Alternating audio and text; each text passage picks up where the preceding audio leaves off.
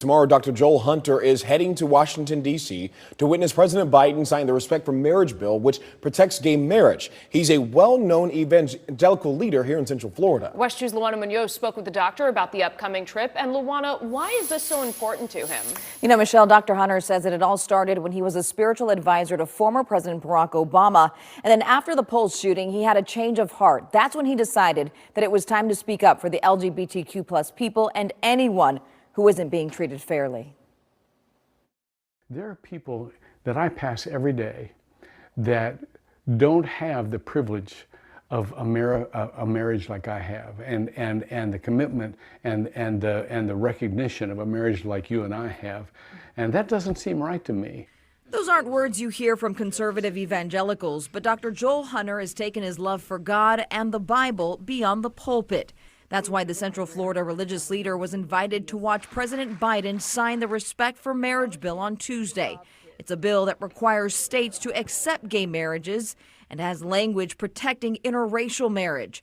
But Hunter didn't always support gay marriage. He says it started when he was a spiritual advisor to former President Barack Obama. After Obama opened up about his support of gay marriage, he reached out to Hunter. My first response to him as a conservative evangelical was, Mr. President, I don't see that in Scripture. And he said, I know, but let me tell you why I did it. That sparked a deeper look at his role as a Christian leader. Fast forward to the Pulse nightclub shooting in Orlando, and something changed. What really turned it for me was getting to know people that are lovely people and that love their spouses, and I want to protect them.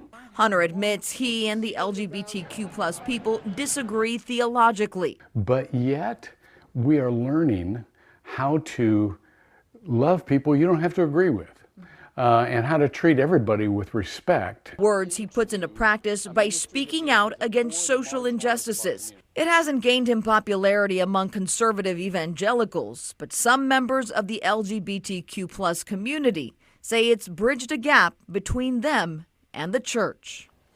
Dr. Hunter also says that religious leaders ought to be the very first people in line to treat everyone with dignity and respect. Well, after tomorrow's signing, he does plan to stay at the White House to work on other social issues before heading back to Central Florida, where he says a lot of work needs to be done. Michelle?